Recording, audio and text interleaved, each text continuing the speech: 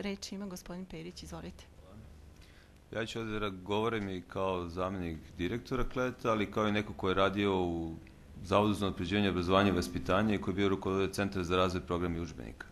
Znači kao neko ko je bio činilac, odnosno jedne organizacije koja je subjekt ovog zakona, odnosno onoga na što se ovaj zakon odnosi.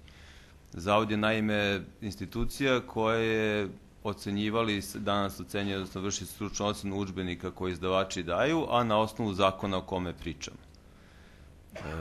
Samo menjanje definicije, znači gledano sa strane struke, da to više nije ni didaktičko sredstvo, niti glavno sredstvo koje dete koristi za rasticanje znanja, već je to samo jedna knjiga iz koje učenik uči i u koju ne sme da piše, a sa druge strane postoji radna sveska u koju sme da se piše. Između ostalog izbacuje se i pojam udžbeničkog kompleta iz ovog zakona, je nešto što je nedopustivo. Pre svega je nedopustivo da to bude stvar jedne dnevno-političke odluke. Znači ne može se zbog ideje o besplatnim udžbenicima, zbog toga što je jedna vlada tako odlučila, da menja zakon i da unosi u zakon takvu jednu definiciju. Znači ovo nije, zakon o udžbenicima treba da bude usmeren na prave odnose i elemente koji služe da se definiše jedna oblast obrazovanja, a ne da bude zakon koji će omogućiti skupljanje političkih poena zarad dobrog izbornog rezultata. Znači ne može se posmatrati tako da vlada menja zakon na brzinu samo da bi dobila dobre rezultate na izborima. Šta ako ova vlada ode ili šta ako se u junu mesecu odluči da nema dovoljno para u budžetu? Ovo će definicija ostati za uvek. Znači, retrogradna, nepismena, mogu tako oštro reći, a posle povratka nema. Da li će posle neko da se seti opet da treba da napravi jedan bolji zakon za sticanje udžbenika, pitanje je. Znači, ne menjaju se zakoni svakoga dana. Iz tog razloga mi tražimo da se ovaj zakon vrati na doradu, da se pozovu svi relevantni činioci kao što su bili u prethodnom sazivu kada se zakon pisao, znači da se pozovu najkompetentnije ličnosti koje su u našoj državi i zaslužne, ali i koje su se bavile problemom udžbenika, da se pozovu izdavači i javni i naravno privatni izdavači da učestvuju u tome i da se pozovu ličnosti koje su formalno pozvane kao članovi komisije u startu, znači i Zavoda za unapređivanje obrazovanja i iz Nacionalnog prosvetnog saveta, ali koji su bili samo na prvim sastancima, uvodnim sastancima te komisije, a posle toga više nisu ni pozivani. Znači to su informacije koje mi imamo, a vi možete to i da proverite. Znači da je posle neko sam u ministarstvu doneo ove predloge izmene zakona kakve su objavljene na sajtu.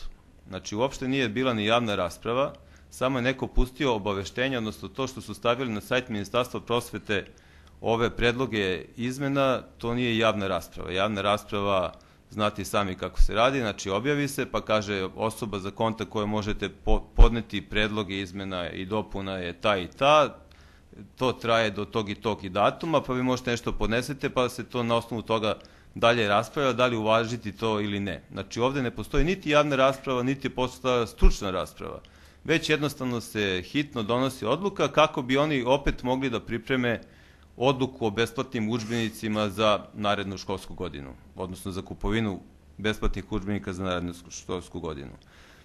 Mi ne tvrdimo da ne treba da bude izmena zakona. Znači, u okviru procedure koja je postojala i u zavodu, znači dok sam to, kažem, bio rukovodilac, a i sada, znači sa strane izdavača, mi vidimo određene propuste koje postoje u zakonima i koje treba da se isprave, odnosno da se daju izmene. Ali ne na ovakav način kako su oni zamislili. Jedino što je bitno vladi u ovom trenutku jeste da se promeni taj prvi član. Taj prvi član i ovaj član koji je rekla Gordana, znači gde ministar i vlada propisuju uslove pod kojima će se objaviti neki tender za kupovinu.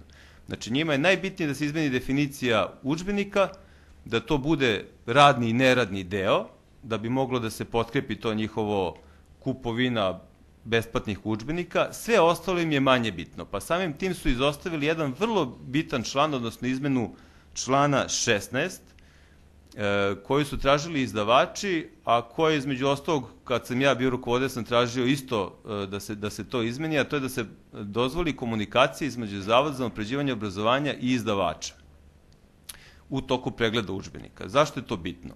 Pre svega državi je bitno zato što bi tako uštedela ogroman novac i vreme. Da vam pojasnim, znači, Zavod ocenjuje udžbenik i recimo za neke 2-3 sitne greške koje zbog previda, zbog tehničke obrade, zbog bilo čega je izdavač ukoliko je dao u udžbeniku, on odbija udžbenik izdavaču na sledeći godinu dana.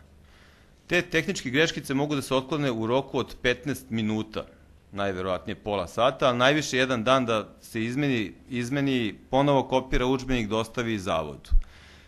Umesto toga, Zavod kada odbije udžbenik izdavaču, kada ovaj ponovo preda zahtev, on mora ponovo da formira komisiju koju plaća. Država plaća te komisije koje pregledaju udžbenike i na taj način prošle godine bi se, kad je počela ovakva vrsta pregleda, uštedilo negde oko 11 miliona dinara po mojoj proceni, jer je toliko udžbenika, znači 200 udžbenika, odnosno kompleta je odbijeno, a otprilike jedna komisija košta negde oko 47.000 dinara.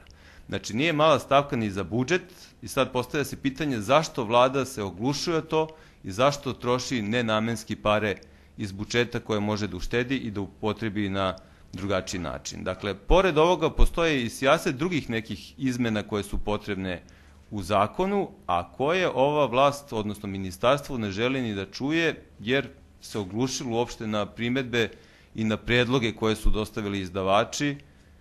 Zašto je to tako, to se postavlja pitanje i zato mi apelujemo na vladu i na Skupštinu da ne usvoje ove predloge tako brzo, po hitnom postupku, već da dobro promisle i da vrate nazad da se struka ponovo pita. Hvala. Hvala, gospodine Perić.